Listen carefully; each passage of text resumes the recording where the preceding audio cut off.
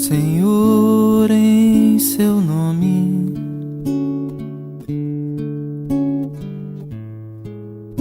Senhor, em seu nome, eu falava às pessoas, jogava as sementes, plantava e colhia paz. Boa noite a todos. Que Jesus nos abençoe, que nós possamos dar continuidade ao estudo que iniciamos na semana passada. Tem alguns companheiros aqui que nós estamos observando que não estavam presentes, não é? Mas nós vamos passar rapidamente os pontos que tratamos na outra semana, só que vai ser bem rápido, não é? Para que possamos ter uma leve ideia do que foi passado aqui na quarta-feira passada. Nós iniciamos com essa citação de Marcos: ide por todo mundo e pregai o Evangelho a toda criatura, palavras de Jesus.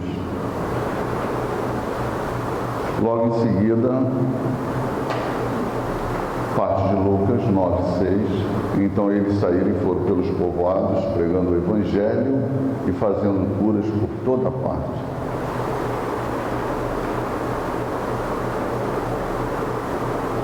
O Evangelho de Jesus, que iniciou-se atrás das portas trancadas, ele vai chegar até Roma através de um trabalho grandioso dos apóstolos e de todos aqueles que comungaram da ideia da Boa Nova.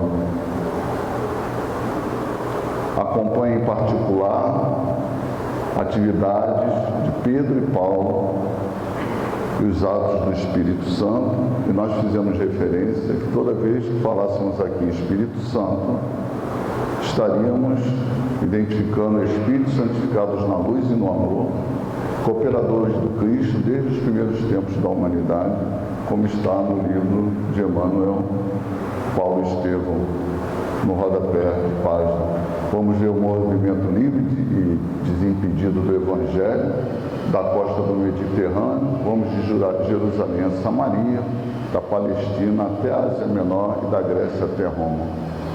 Nós mostramos os mapas. Palestina,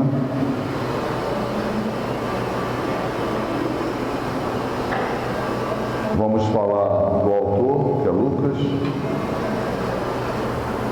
Pode ter sido escrito entre 60 e 64, uns entendem que entre 75 e 80, para que nós possamos regular a data de ter sido escrito o livro de Atos. E para quem dirigiu o livro, o público-alvo, né?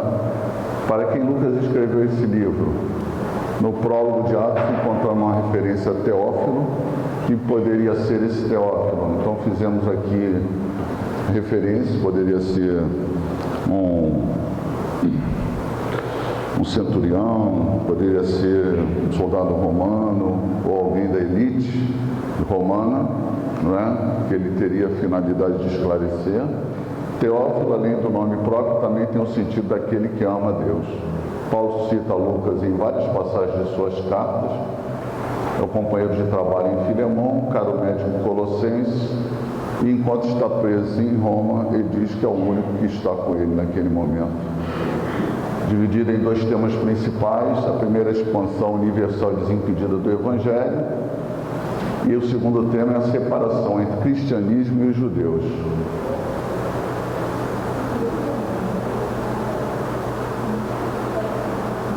Qual a razão de Lucas escrever este livro? Escrevi o livro, o primeiro livro, relatando todas as coisas que Jesus começou a fazer e a ensinar. Narra a atividade dos apóstolos, sob a direção do Espírito Santo, fazendo e ensinando o que Jesus começara. O primeiro propósito é informar. O segundo propósito é de convencer. Lucas afirmou o seu motivo para escrever essa exposição em ordem. Não é ordem cronológica, mas está de acordo com uma ordem. Divide-se em duas partes, a ascensão de Cristo e o Pentecostes até a conversão de Cornélio. Nós hoje deveremos chegar até a conversão de Cornélio.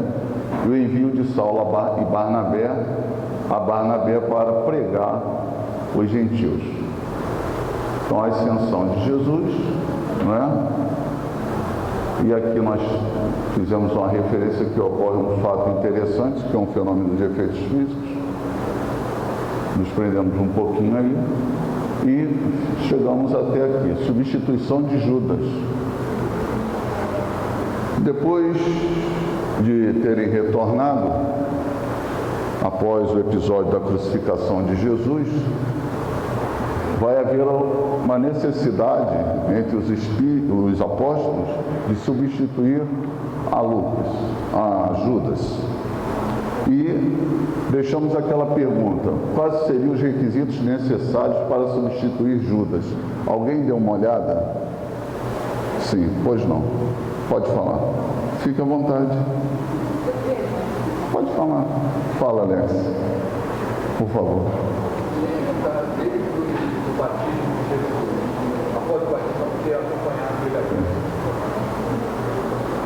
O requisito necessário também é isso, né? Então, era que essa pessoa que deveria ser escolhida deveria ter acompanhado Jesus desde o momento do batismo, né, nas águas do Jordão ali, até o momento de ascensão, correto? Ele não era um apóstolo, até que ele era um acompanhante, era alguém que participava, de certa forma, dos trabalhos. Então ali tínhamos duas pessoas que preenchiam esses requisitos. Um deles é Barsabás e o outro, né, era Matias, que foi eleito. Mas tem um ponto importantíssimo nesse capítulo, que é a importância da oração, não é? Todas as vezes podemos ficar presos à substituição, mas nesse capítulo nós temos aquilo que vai permear todo o Atos dos Apóstolos, que é a oração. Ao longo de Atos dos Apóstolos, nós vamos observar vários momentos em que os apóstolos fazem oração. E nós vamos identificar algumas ali, depois vocês vão identificar outras, correto? Porque senão ficaríamos com a lista aqui muito grande. Então é permeado o livro dos apóstolos de orações.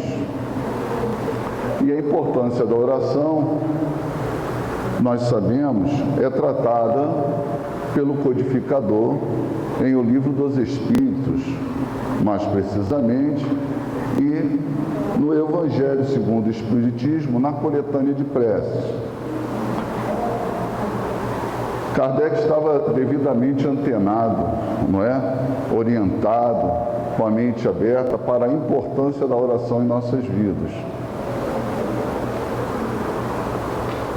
Nós trouxemos aqui algumas, né? Essas orações elas eram assíduas, mas eram constantes no meio dos apóstolos e nos outros, no grupamento, né, à sua volta. Então nós temos a comunitária presidida pelos apóstolos, está no capítulo 4, 24 a 30. Nós temos as ocasiões importantes. Vocês vão observar ali que no 1, 24 já é um momento muito importante na vida dos apóstolos, que é a substituição, né, ou preencher a vaga, melhor dizendo, de Judas. E o que eles fazem? Antes de mais nada, eles fazem uma oração. E aonde tem uma oração, que é para pedir um conselho na codificação. No Evangelho segundo o Espiritismo, na coletânea de preces, nós vamos encontrar lá prece para pedir um conselho. Correto? Então, observamos aí a importância da prece diante de uma determinada situação que nós devemos enfrentar, o que nós deveremos decidir. É importante que aquele momento nós possamos levar o nosso pensamento a Deus, sermos guiados pelo nosso anjo guardião, para que não venhamos a tomar decisões precipitadas, estranhas, não é? E eles então vão eleger Matias. Confirmação dos samaritanos, não é? No momento que os samaritanos são confirmados, eles fazem uma prece de agradecimento a Deus, porque existia uma rivalidade grande entre judeus e samaritanos. Durante os períodos de perseguição, quando nós temos um problema assim leve, né, de influência espiritual, o que é que nós fazemos? É fundamental que nós possamos recorrer desse expediente que está à nossa disposição, correto? Que é a prece, pedir o auxílio do plano espiritual. Estevão em oração, nós vamos ver isso daqui a pouco. Paulo após a visão de Cristo. E Pedro e Paulo diante das curas. Quem estiver anotando, a gente aguarda um minutinho, para que nós possamos observar a importância da oração.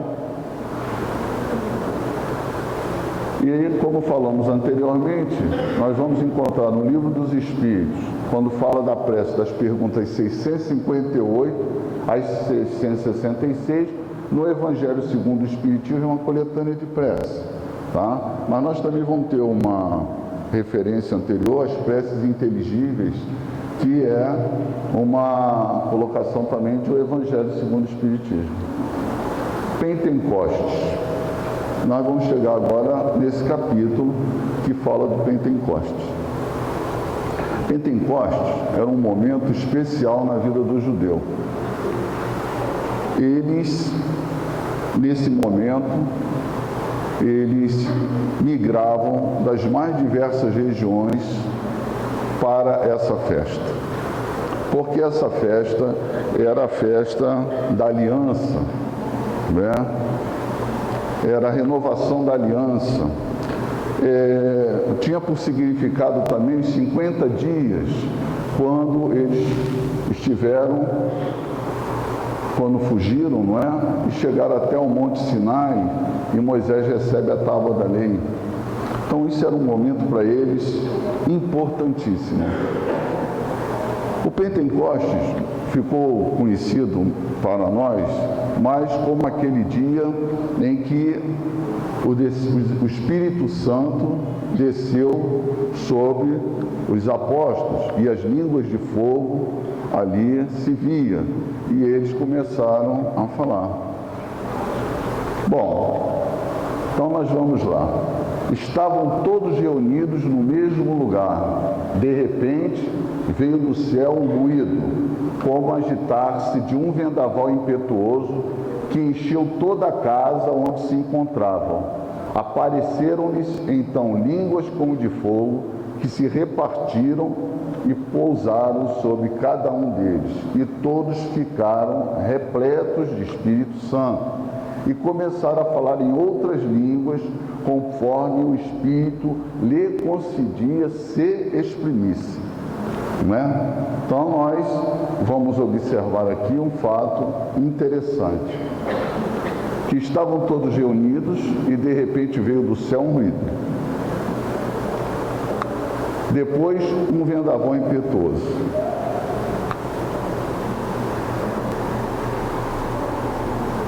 É interessante observarmos que ali, observar que temos ali um fenômeno de efeito físico, para chamar a atenção. Aqueles que estavam na proximidade se voltaram para o lugar onde fez o grande barulho. Foi uma chamada de atenção.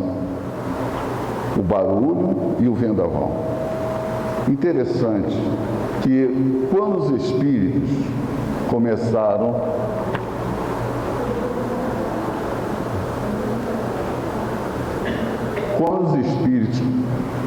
começaram a se comunicar, eles utilizaram que recurso? Para chamar a atenção. Pancadas, correto? Ruídos. Foi assim.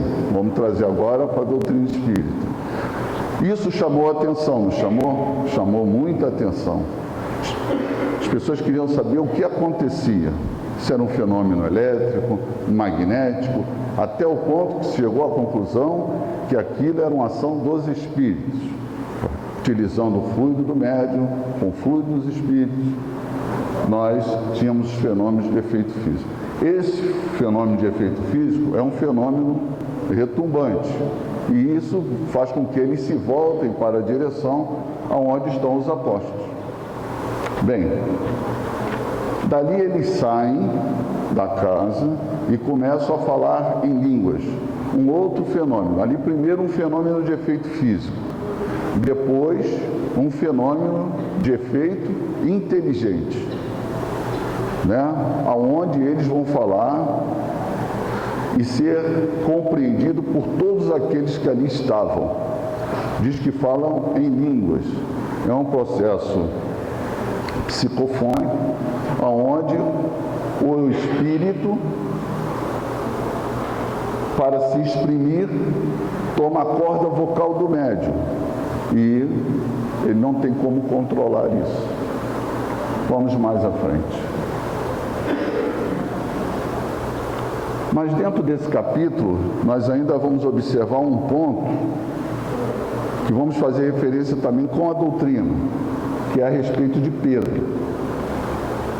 Diz assim, no Evangelho segundo o Espiritismo, na coletânea de preces: porque onde se acham 2 ou 3 congregados em meu nome, aí eu estou no meio deles.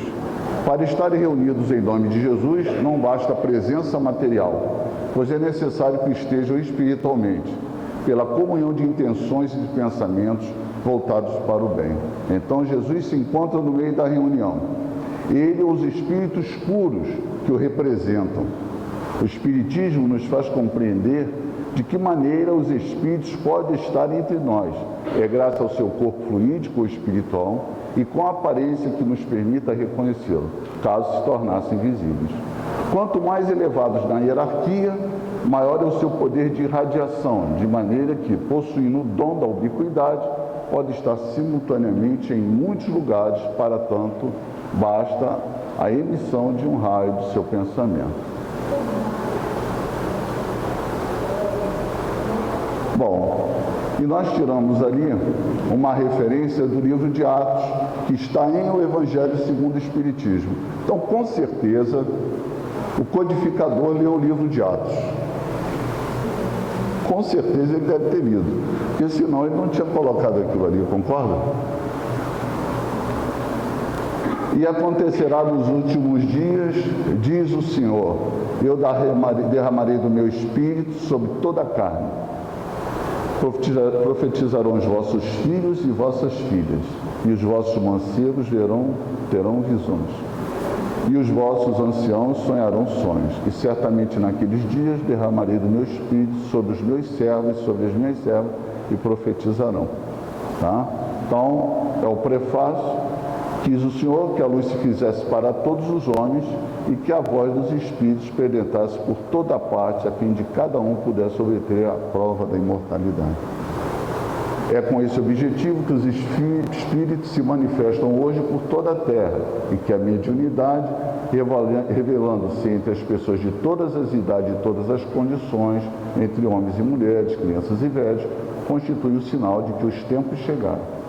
Para conhecer as coisas do mundo invisível e descobrir os segredos da natureza material, Deus concedeu aos homens a vista física, os sentidos corporais e os instrumentos especiais. Com o telescópio, ele mergulha o seu olhar nas profundidades do espaço e com o microscópio descobriu o mundo do infinitamente pequeno. Para penetrar no mundo invisível, deu-lhe a mediunidade. Os médios são intérpretes do ensino dos espíritos, ou melhor, são os instrumentos materiais pelo qual os espíritos se exprimem nas suas comunicações e com os homens. Então, nós vamos observar que naquele momento, aqueles homens que ali estavam eram médios ostensivos, não é? Médiuns que eram instrumentos maleáveis na mão dos espíritos, e eles então vão se comunicar para levar o ensinamento necessário. Bom, como eu falei, a festa é em Jerusalém, como está ali na setinha. Então vinha judeus que haviam migrado para diversas áreas do mundo, daquela área conhecida, não só para a Palestina, mas para Roma, etc., Grécia. Então eles vinham para as festas. Esses, por exemplo, os gregos, né, que eram tipo como os helenistas, não é? Aqueles que aprenderam a falar o grego, né? E nós vamos observar daqui a um pouco a importância desses helenistas também no movimento. Então eles migravam na festa de Pentecostes. Então tinha aqueles que vieram do Egito, da Líbia, da Mesopotâmia, do Ponto, da Ásia, da Capadócia. Isso está registrado lá no Evangelho. E essa festa era para ele assim muito importante. Ora, os espíritos não perderam a oportunidade, não é? Jesus, não é? De chamar a atenção para o Evangelho naquele momento. Primeiro, o ruído, a ventania, um fenômeno físico, de efeito físico. Depois, um fenômeno de efeitos inteligentes. E agora vai entrar uma figura importantíssima, que é Pedro. Quando nós lemos o Atos dos Apóstolos, normalmente a gente fica muito preso à parte do Pentecostes e não damos a devida atenção ao discurso de Pedro. É o primeiro discurso de Pedro. Não é? Nós temos 3 sermões de Pedro, 3 discursos de Pedro no Atos dos Apóstolos. Esse é o primeiro discurso dele. Né? Ali, naquele momento, ele toma a posição do chefe, do responsável pelos apóstolos. Porque vão chamar a atenção que eles estão bêbados, cheios de mocho. E, na verdade, Pedro vai falar para eles, não estão bêbados, não. Isso aí é o Espírito Santo, porque eles vão falar nas línguas de cada um, tá certo? E eles não tinham esse conhecimento. Eles não tinham esse conhecimento. E eles ficam assombrados com aquilo. Aí Pedro vai e lança a voz falando a respeito do reino de Deus, né? Fazendo uma cobrança sobre a morte de Jesus, que os judeus tinham assassinado Jesus.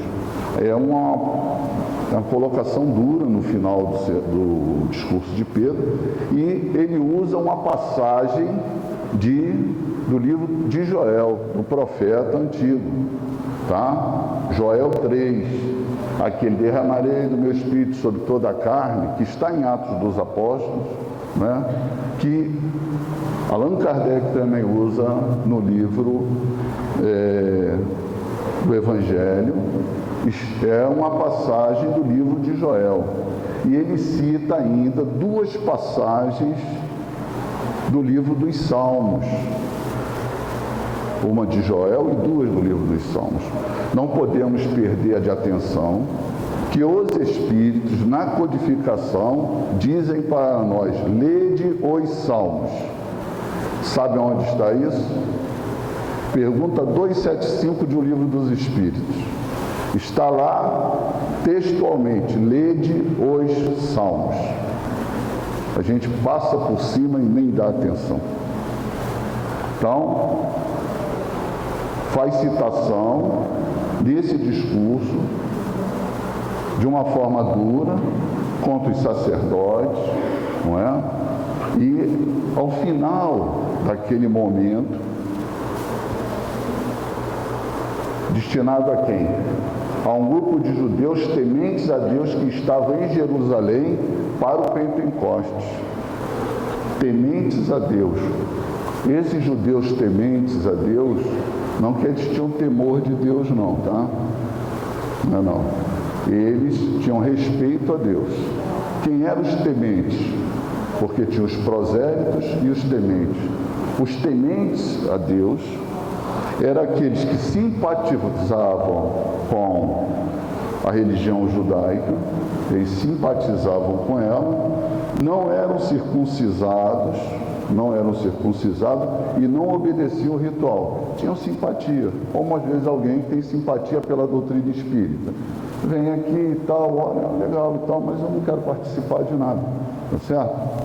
E tinha os prosélitos, aqueles que não eram de origem judia, não tinha nada a ver com os judeus, não é, diretamente, mas eles se convertiam ao judaísmo, eram circuncisados e faziam parte então dos rituais e compunha ali o povo eleito, tá certo? Então esse temente a Deus era alguém que tinha respeito a Deus, tinha simpatia pelo que era pregado, mas deixa eu ficar aqui. Mais à frente nós vamos observar isso um amigo nosso chamado Cornélio, lá na frente. Chama a atenção pela dádiva do Espírito Santo, né? A mediunidade, o trabalho dos Espíritos. A ressurreição de Jesus valida seu papel como Messias. E nós estamos fazendo aqui uma referência ao Livro dos Médiuns. Os meios de convencer variam extremamente conforme os indivíduos. O que persuade a uns, nada produz em outros. Este se convenceu observando algumas manifestações materiais, aquele por efeito das comunicações inteligentes. O maior número pelo raciocínio. Então ali naquele momento tiveram uns que se convenceram pelo movimento de ordem física, ficaram meio atormentados, meio medrosos, outros pelas comunicações que foram dadas e outros raciocinados. O que está acontecendo aí, né? Vamos pensar direitinho. Até aí está tudo bem ou tem alguma pergunta? Tá? Alguém quer fazer alguma colocação? Pode fazer. Só agradeço que ajuda. Então vamos lá. Atos 2, 14, 36. Então, depois desse discurso do Pedro, o que aconteceu? Uma conversão em massa. Cita lá no Evangelho em torno de uns 3.000. É gente aberta, não é? Isso deixou lá o sacerdote polvoroso, né? Deve ter sido um problema sério. Então, vamos lá. Nesse momento começa o processo de evangelização propriamente dito. É a partida do processo de evangelização, né? Essa evangelização, nós temos ali meramente ilustrativo, né? O Pedro falando ao povo, aqueles homens que vieram daquelas diversas regiões, e ele, naquele momento ele fala sobre o arrependimento. E a gente pegou aquele slidezinho ali, aquela arrependimento não é quando você chora, arrependimento é quando você muda, não é? Então ele vai dizer para que eles mudassem, não é? Que eles se arrependessem e procurassem ser um homem novo, mudasse seu comportamento, não é? Digo-vos que assim haverá alegria no céu por um pecador que se arrepende, mais do que por 99 justos que não necessita de arrependimento. Está no livro de Lucas. Conversão ali em torno de uns 3.000, mas o que vai mostrar para nós é o seguinte: aqueles homens que no primeiro momento eram verdinhos, não é? Estiveram com Jesus, mas ainda não tinha experiência do lidar diretamente com o problema, não é? Porque nós colocamos aqui da vez passada que eles estavam passando por um processo educativo, não é? se preparando para um trabalho, como deve-se também um médium preparar para realizar um trabalho. Uma preparação lenta, equilibrada, para que ele possa, com o tempo, ir amadurecendo. Isso, nesse momento que passa para nós, é o amadurecimento dos espíritos, dos apóstolos, melhor dizendo, desculpa. Tá? Eles estão mais maduros, porque eles vão sofrer agora várias perseguições, vão passar por muitas dificuldades, mas eles estão mais amadurecidos, estão mais fortalecidos, não é? Eles já operam aqueles ditos, né, milagres, prodígios que Jesus operava. Eles fazem com que homens se levantem e comecem a andar, saram ferida, conversam aqueles obsediados, interfere de forma muito importante na vida das pessoas para a mudança de conduta. Isso é bastante interessante. Então, a partir daqui, eles estão mais fortificados e já estão amadurecidos. Nós vamos ter, então, a primeira comunidade cristã, propriamente dita, né? Importante ali, ó. Assíduos ao ensinamento. Assiduidade.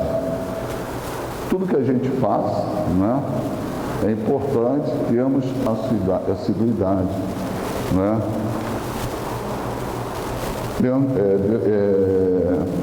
Allan Kardec, no livro dos Médiuns, ele nos chama a atenção de quem quer conhecer uma ciência tem que observá-la de forma profunda, não de forma superficial. Então, o ensinamento ali, acompanhar os ensinamentos dos apóstolos, não é? Aqueles que viveram diretamente com Jesus e viver na fonte é extremamente importante, porque eles também seriam futuramente multiplicadores do Evangelho, para onde for. Eu faço o caso de hoje, estar lá na frente do Paulo, né? E ele vai também se propor a esse processo de divulgação do Evangelho. A comunhão fraterna, a fração do pão e as orações. Volta de novo aqui o ponto das orações. E a comunhão fraterna é o que também se chama a atenção na casa espírita, a comunhão fraterna, não é? Essa fraternidade deles aqui ia um pouco além. Essa fraternidade deles levava até ao ponto de dividirem os próprios recursos materiais, certo? De que forma? Nós temos o caso até de Barnabé, que vende a sua propriedade e tal, e deposita ao pé dos apóstolos. E ele vai ser importantíssimo num determinado momento ali. Começou a convergir um sem número de necessitados para Jerusalém. Isso incomodou tremendamente o Sinédrio, né? Eles não gostaram muito disso. Ele recolheu as pessoas, amparava e tal, isso não foi, mas essa comunhão fraterna não era apenas a troca, não é? Dos desejos do bem, da paz, do amor, da convivência, mas também das coisas materiais, não é? Eles trocavam muito. A fração do pão também, e sempre que eles iam partir o pão, eles faziam uma oração. Cristãos versus autoridades. Ali nós temos um Pedro e um João e um paralítico, um quadrinho que fica animado. Diz ali para nós: olhe para nós, disse Pedro. O homem achou que lhe dariam dinheiro. E ele diz: olha, eu não tenho nada para te dar, nada. Não tenho ouro nem prata, mas tenho outra coisa que lhe te darei com alegria. Ele diz para ele: levanta. E ele se levanta. Ele levanta e começou a saltar ali, não é? Na entrada do pórtico, e ele foi para dentro das salas, né? Do templo. e começou a falar que tinha sido curado. As pessoas conheciam a ele, porque ele sempre era colocado ali, pedia uma esmola e tal. E ali nós temos uma cura. Uma cura. Naquela porta formosa ali. Só Lucas cita aquela porta formosa. Os demais não citam essa porta formosa, né? Nós trouxemos apenas para fazer essa referência. Aí nós temos ali, então, vai acontecer o segundo discurso de Pedro, porque eles vão ser chamados a dar esclarecimentos para justificar as suas ações perante o Sinédrio. Que negócio é esse de ficar fazendo cura aqui na porta, né? Vão sair daqui. Aí pegaram eles, deixaram preso, só que tinha lá a prova, né? Que era o camarada que estava são. E eles se reuniram lá e falaram assim: o que a gente vai fazer contra ele? Não tem o que fazer. Aí repreenderam eles no dia seguinte e falaram: vocês não façam mais isso, não venham aqui mais falar desse Nazareno, senão a coisa vai ficar difícil para vocês. Não tem problema não, eles foram embora. No outro dia eles estavam lá de novo, né? No outro dia eles estavam lá de novo, vamos mais à frente. E ele disse para os inquiridores lá, né, sacerdotes: antes importa obedecer a Deus do que aos homens. Faz uma pergunta para eles, deixa eles assim numa condição meio: vocês obedecem aqui aos homens ou a Deus? Eles não tinham como dizer ao contrário: obedeço aos homens, não, obedeço a Deus, né? Num segundo momento, que nós compactamos aqui, porque senão não daria tempo, nós compactamos o 3, o 4 e o 5, eles vão ser presos, todos os apóstolos. Todos os apóstolos são presos. Ficam ali e eles tinham um pensamento realmente de matá-los, porque o número já era muito grande de pessoas, né, que se ocupavam com as coisas da Boa Nova. E eles, então, vão ser inquiridos, eles vão lançar a mesma pergunta: se antes se importa mais obedecer a Deus do que aos homens. E Paulo faz ali o seu discurso e ataca frontalmente o Sinédrio. Aí se encheram de ira, aí tem a intervenção de um camarada, né, fariseu, que os saduceus não eram amigos dos cristãos. Os saduceus eram os aristocratas, né? Eles queriam mesmo que matasse eles, porque estava importunando. Aí aparece ali a intervenção de um fariseu de nome Gamaliel, e vai colocar aquela frase ali: deixai de ocupar-vos com estes homens, soltai-os, pois se o seu intento ou sua obra provém dos homens, destruir-se-á por si mesmo. Se vem de Deus, porém, não podereis destruí-los. Como não destruiu? Correto? Nem destruiu eles naquele momento, nem destruiu a mensagem que eles estavam trazendo. A interferência de Gamaliel aí foi importantíssima nesse momento. Gamaliel, como a gente sabe, ele foi aquele que orientou Paulo de Tarso, né? O Saulo, tão conhecido, né? Foi ele que orientou. Então ele se coloca nesse momento favorável ali para que não assassinassem os apóstolos. Tem um fato aqui bastante interessante, que estavam todos presos na cadeia à noite. Aí foi lá um anjo do Senhor e soltou eles. E aí? De manhã, a cela estava fechada.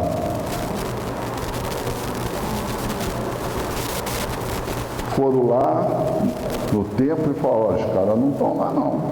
Foram lá no Sinédrio e falaram: eles estão pregando lá no templo. Quem? Aqueles caras que estavam presos lá. Estão tudo lá pregando. E aí? Diz a referência no Atos dos Apóstolos: um anjo do Senhor foi até o local e soltou os apóstolos.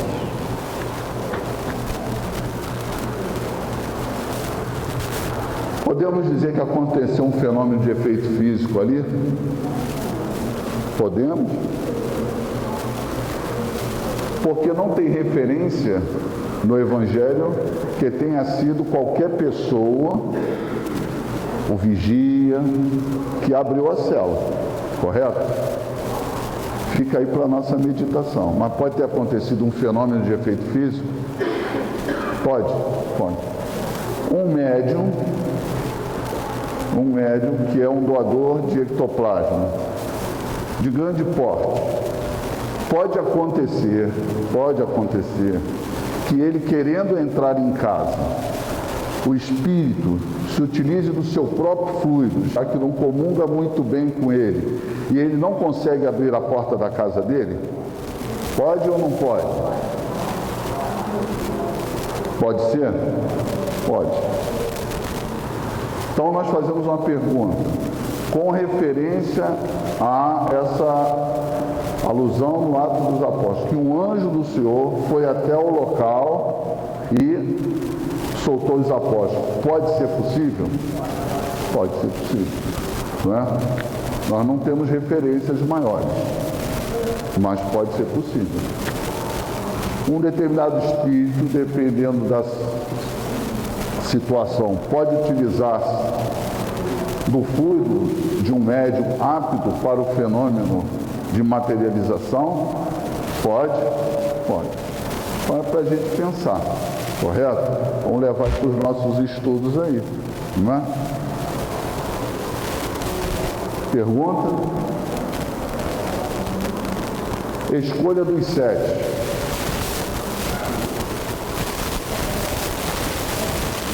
Quem eram os 7? Para que escolher os 7? Qual a finalidade disso, né? Então, os 7, nós vamos agora ver isso. Tem aumentado bastante o número de convertidos. Muito. E ali nós vamos observar helenistas que falavam o grego, que vieram também de outras regiões, que haviam se convertido e ficaram em Jerusalém. E nós vamos ter também os judeus, que falavam aramaico. Começou a haver o quê? Uma divisão entre eles, porque um falava, às vezes o outro não entendia. A conversação não estava muito boa, não é? Então, isso aí gerou um problema. Foi um período relatado tenso na igreja primitiva ali. O que acontece? Ali interfere os apóstolos.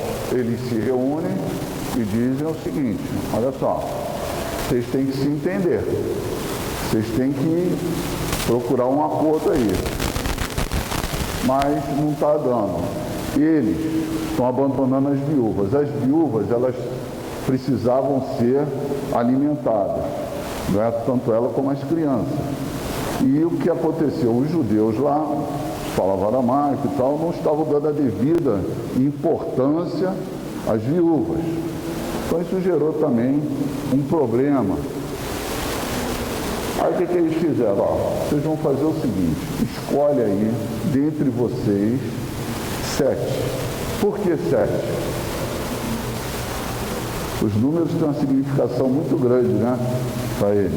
12, todo mundo sabe, não sabe? Os 12 apóstolos foram escolhidos por causa representando as 12 tribos de Israel, correto?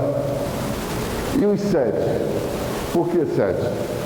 Porque eram as 7 nações que existiam quando eles chegaram a Canaã, tá? Aí eles falaram: olha, escolhe aí 7.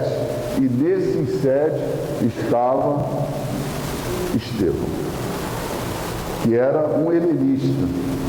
Tá? Nesses 7 estavam Estevão e Felipe, que vão fazer um grande trabalho.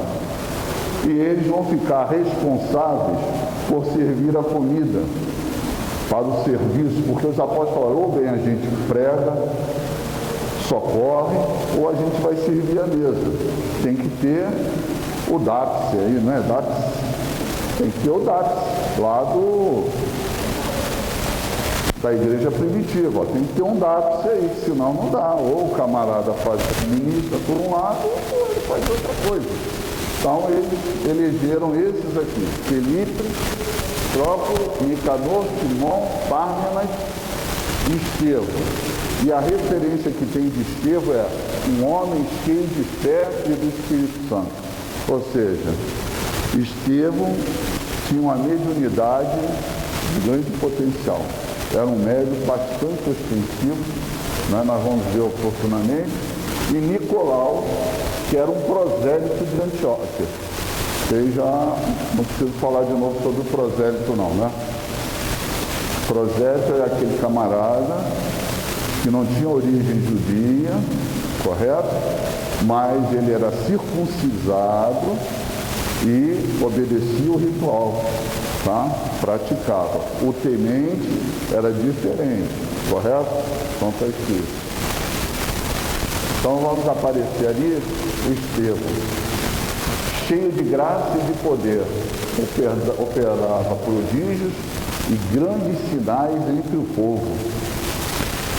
O Estevão, ele participava também de algumas pregações, porque ele tinha muita facilidade de falar e tal, ele é cheio de Espírito Santo, né, como é colocado. Então, os Espíritos utilizavam ele, a mediunidade dele, não é, para passar aquilo que eles queriam.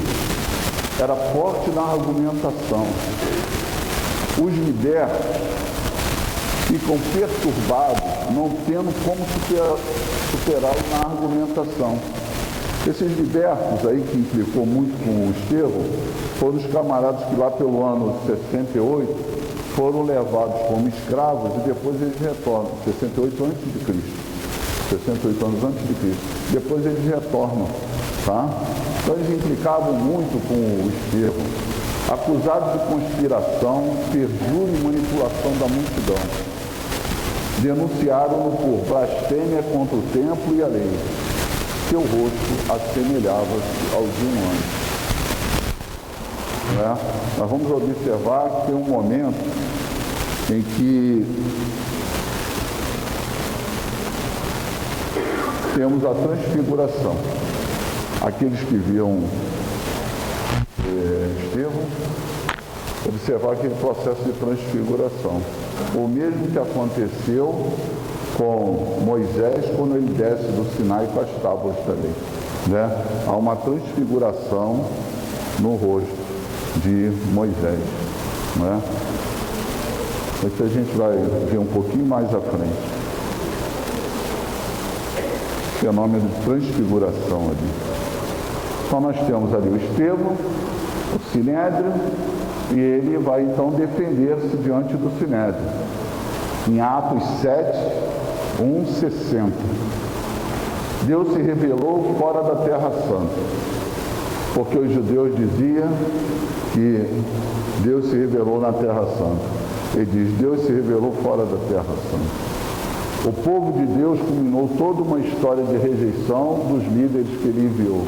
Ele chama a atenção, vocês rejeitaram até Moisés? Até com Moisés vocês brigaram? Depois vocês mataram Jesus, né? Chamou os judeus de homens de dura cerviz.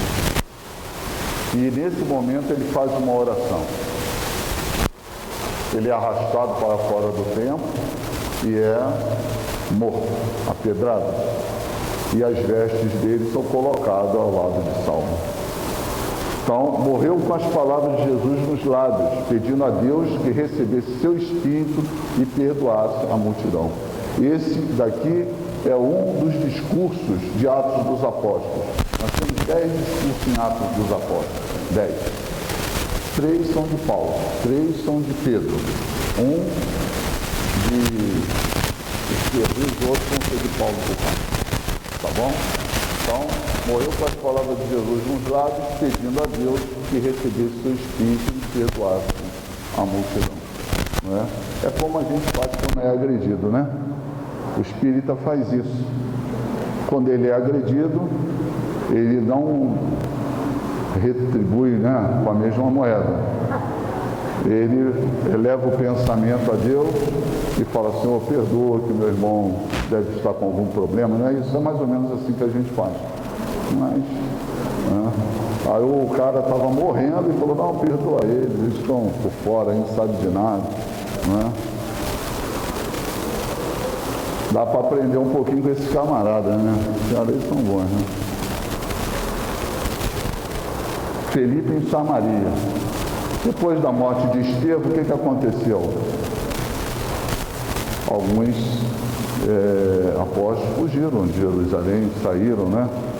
E houve uma migração para outros lugares. Aí nós vamos ver o Felipe em Samaria ali. Felipe em Samaria era um lugar que até então não havia sido abrangido, e ele vai ficar surpreso, né? Ele vai agir nessa região aqui e vai fazer várias conversões. Posteriormente, Pedro vai até lá com João, não é? Para dar um suporte a ele. Mas antes acontece um fato interessante. O Simão era um mago, e esse Simão se converteu com as palavras de Filipe, com as colocações. E ele viu o seguinte: ou ele impõe a mão e as coisas mudam. Esse mago, ele enganava lá o povo. Ele tinha lá uma mediunidade, né? Mas ele se aproveitava disso, né? E naturalmente ele fez ligação com espíritos não muito bons. Aí ele viu tudo aquilo e falou assim: olha, eu queria também participar desse negócio aí. Vai chegar Pedro. Eu com Pedro já não tinha assim muita brincadeira, né? Ele era mais duro. Aí o Pedro chega lá, ele vai falar: não dá para você me dar esse dom aí não, eu te pago. Esse dom de impor a mão e as pessoas falarem, etc. Não. Aí Pedro vai falar para ele assim: ó, pereça o teu dinheiro e tu com ele, porque julgastes comprar com dinheiro o dom de Deus. E ele fica desesperado, não é? Porque ele fala: olha, muda esse teu falar aí, porque eu não quero me perder não.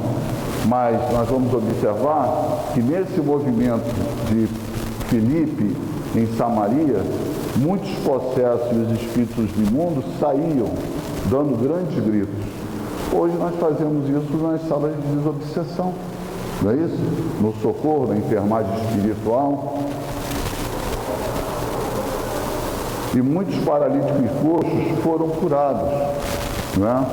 Utiliza-se também os recursos da cura para determinadas situações nos dias de hoje. Pedro e João vão ao encontro de Felipe.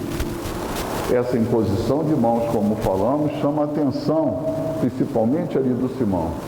E ele recebe uma demonstração muito forte do Pedro. E nós não podemos negociar, né, com as coisas do mundo espiritual. Nós colocamos ali uma referência do capítulo 28 do livro dos médios, do charlatanismo e do embuste, os médios interesseiros, tá bom? Vamos dar uma olhadinha lá. Filipe e o eunuco. O Felipe estava lá uma hora na Samaria e um anjo apareceu para ele, um anjo do Senhor. Teve uma visão, não é? Temos os médios que veio, correto? Felipe tinha esse dom de ver os espíritos.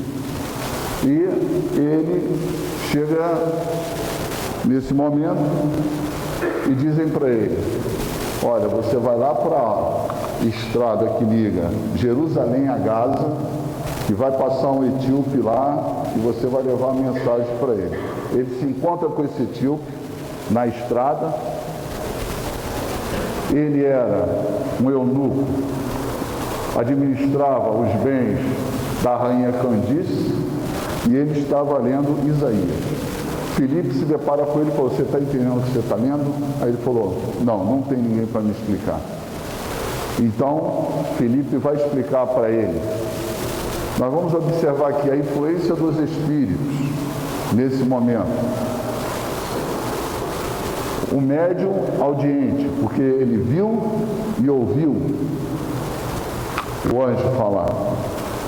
Fenômeno de efeitos físicos que ocorre, porque depois diz que termo que está na Bíblia é que Felipe foi arrebatado, não é? Na verdade, houve um movimento de levitação ou de transporte, como Caibar Schutel observa para nós no livro Atos dos Apóstolos. Tá bom? Vamos dar uma olhadinha no livro dos médios. Aqueles que não estudando ainda, vão estudar, vai ser interessante. Mas a influência dos espíritos. Não sabemos qual a ligação existia entre esses dois homens, entre esses dois espíritos. Algo de importante, possivelmente, que não está nas entrelinhas, com relação a esses dois espíritos aí. E ele é convertido e vai pregar o Evangelho de Jesus, né? Ele é batizado, inclusive. Conversão de Saulo, todos nós sabemos, vai dar tempo. As ruas de Damasco, onde ele entra, nós temos ali uma citação. Eu não vou contar a história aqui de Saulo, porque eu acho que seja desnecessária no momento, todos nós sabemos, né? Ananias impõe a mão e ele cai como se fosse uma escama das suas vistas, e ele passa a ver. Diz Caibar Schutel: o grito de Damasco reboa até agora nossos ouvidos e repercute pelo mundo todo. Nem as vozes dos dissidentes puderam até agora abafá-lo. É o grito da imortalidade, é o brado de amor que ergue o edifício da fé sobre a rocha da revelação. É a esperança na outra vida que ressurge, é finalmente a luz raiando das trevas, iluminando a todos nós com os esplendores da eternidade. Caibar Schutel na vida e Atos dos Apóstolos. E os chamados para os gentios, né? Nós vamos ver ali a cidade de Damasco, possivelmente dali onde Paulo, é o que está relatado, fugiu, sendo colocado num cesto, descido pelas paredes pelos amigos, para que não viesse a morrer, porque o pessoal quis matar o Paulo lá, né? O pessoal não acreditou na conversão dele, né? Aqui nós já temos Jerusalém e, primeiro momento, um período de adaptação do Paulo. E eu vou pegar uma passagem agora do livro Paulo e Estevão, correto? O Paulo, ele fica tremendamente entusiasmado quando Ananias fala para ele das coisas do reino, né? E ele fala: nós precisamos pregar, levar essa boa nova o mais rápido possível. O que o Ananias faz com ele? Calma, você primeiro vai passar por um processo de adaptação. Ele ficou 3 anos no deserto. 3 anos no deserto. Vai lá meditar, meu filho. Vai lá. Ele não foi enganjado no trabalho de imediato, não. Ah, precisa de trabalhador? Joga ele lá. Não. Período de adaptação. Lento. Medita. Vê se é o que você quer. Olha bem. Olha a tua posição anterior. Esse que te falou foi Jesus, mas você pode não aceitar o convite. Agora, só que ele falou o seguinte: você era o vaso escolhido por ele. Então ele vai meditar o período de adaptação. Depois, um trabalho de Barnabé com alguém mais experiente, alguém que já tinha uma vivência, que é Barnabé. Porque Paulo até então, o Saulo, até então ele não sabia nada. Ele sabia era da lei judaica. Ele até então não sabia nada daquilo ali. Então, ele vai se agregar ao mais antigo para passar para ele os ensinamentos, para dar suporte a ele naquele momento. E depois ele parte para a grande missão. Só depois de muito tempo é que ele vai partir para essa missão aí. Essa grande missão de levar o Evangelho para o Ocidente,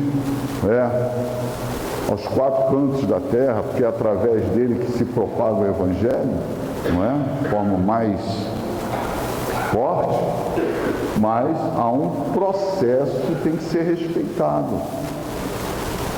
Imagina se ele sai daquela de qualquer jeito, ele ia morrer, os caras iam matar ele, não iam aceitar. Eu preciso de 5 minutos, pode ser? Durante esse tempo, ele curou Enéas, já na Síria, Pedro. Que aqui nós só tínhamos a conversão de Paulo. Nós vamos trabalhar Paulo na última semana agora, tá? Por enquanto aqui é a presença de Pedro.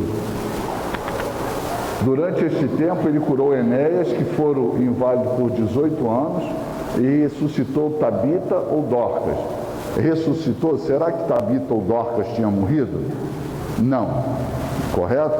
De forma nenhuma, eles não tinham morrido, ela não tinha morrido. O que aconteceu? Ela estava num estado de letargia, catalepsia, enfim, profunda, não sabemos, mas morto não estava, porque senão ia derrogar a lei.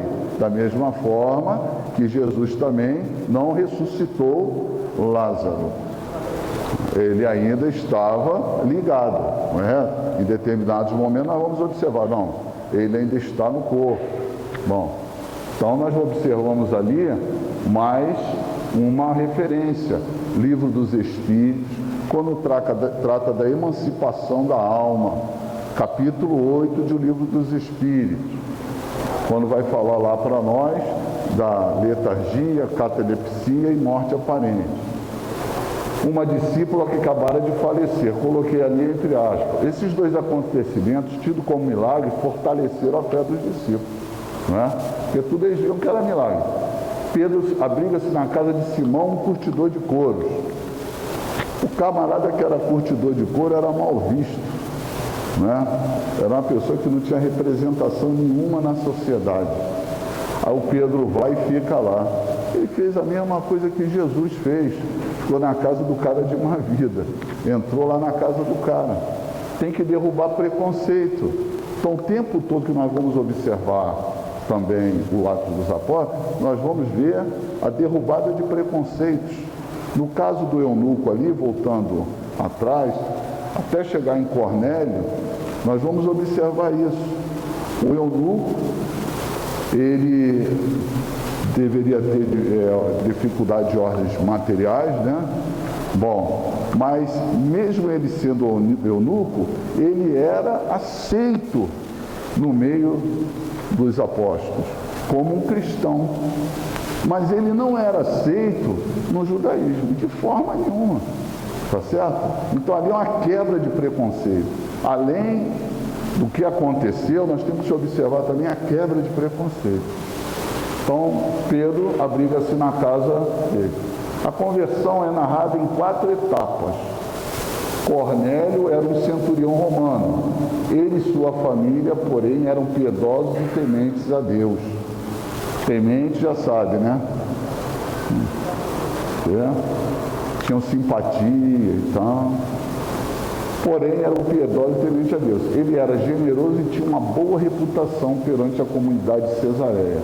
A visão de Cornélio foi apenas um prelúdio da conversão, pois terminou com a ordem de buscar Pedro em Jope. Eu vou parar aqui, tá bom? Semana que vem eu não vou voltar à parte inicial como fiz hoje.